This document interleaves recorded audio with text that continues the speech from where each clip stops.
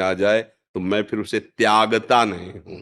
तो हमें लगता है कि डरना तो चाहिए, इस डर से मन जो है गलत कामों की तरफ जाएगा नहीं और भगवान की शरणागति हो जाएगी। क्योंकि भगवान ही एक ऐसे हैं जो बुरे आचरण वाले को भी गले लगाते हैं, दूसरा इस सृष्टि में कोई नहीं। जिसके साथ आप उसके अनुकूल व्यवहार करोगे तो दोस्त बनेगा, चाहे वो कोई भी हो, स्त्री हो, पुरुष हो, बच्चा हो, बूढ़ा हो। और आपसे प्रतिकूल व्यवहार बने फिर गले लगाए, ऐसा तो मुझे नहीं लगता सृष्टि में कोई हो। फिर ये एक ही उपाय है कि भगवान और भगवान के जन ही एक ऐसे हैं जो गिरे हुए को हृदय से लगा के और उठाकर आगे बढ़ाते। नहीं, संसार का स्वरूप बहुत विचित्र है। यहां तुमसे काम बन रहा है, स्वार्थ की पूर्ति हो रही तो हाथ मिलाएगा। तो हमारे एक मित्र हैं प्रभु, जो केवल हमको स्वीकार करते हैं, हमारे अवगुणों को नहीं देखते। प्रभु का स्वभाव है, जन अवगुण प्रभु मान न काऊ, दीन बंधु अति मृदुल स्वभाव। हमारे भगवान का बहुत करुणामय स्वभाव है, बहुत करुणामय। जैसे किसी अरब खरबपति आदमी का अकेला लड़का हो और उससे कोई नुकसान हो जाए, कोई गलती हो जाए, और वो दौड़ के कि पिताजी गलती हुई, तो उसका हृदय भराएगा और कहेगा चाहे सारी संपत्ति लग जाए दांव पे, तू चिंता मत कर, मैं तुझे कुछ नहीं होने दूंगा। तो आपको विश्वास हो जाता है ना, हमारे प्रभु तो अनंत ब्रह्मांडों के मालिक हैं। अच्छा, पिता क्या है कि कानून के आगे उसको भी झुकना पड़ेगा, लेकिन जिन्होंने कानून निर्माण किया वो हमारे प्रभु हैं। वो जब कह रहे कि माफ, तो फिर क्या, हम बहुत बार उदाहरण किया है कि न्यायालय विभाग में वकीलों के द्वारा प्रमाणित हो गया दोष और उसकी सजा हो गई कि इसको फांसी की सजा दी जाए। अब तो कोई नहीं क्षमा कर सकता ना, बस एक राष्ट्रपति है क्षमा कर सकता है। ऐसे ही हमसे पाप हुए माना, उनका दंड भी हमने नरकों में पढ़ा सुना शास्त्र में कि ये नरक में ये दंड मिलता है ऐसे पाप करने वालों का, वो भी पक्का सत्य।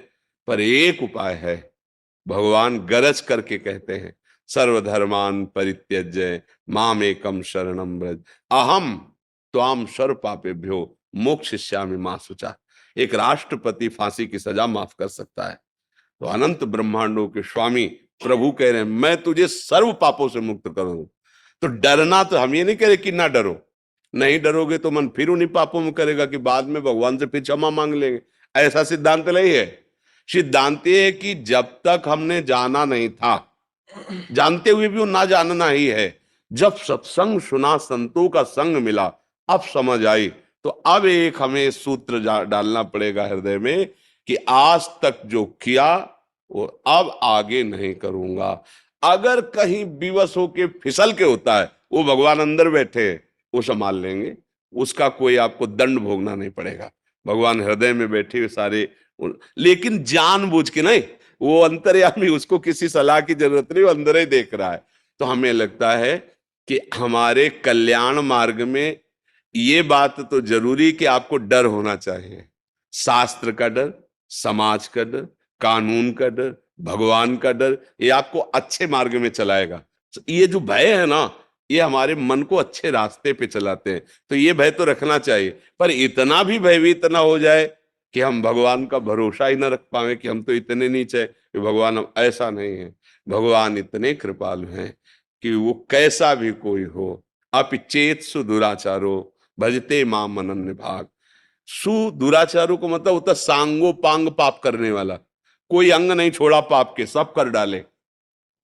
वो भी यदि मेरी शरण में आ जाता है तो साधु मंतव्य, मैं उसे आदेश करता हूं कि साधु मानो, अब करो सद्य ते साधु, मैं उसे महात्मा बनाऊंगा।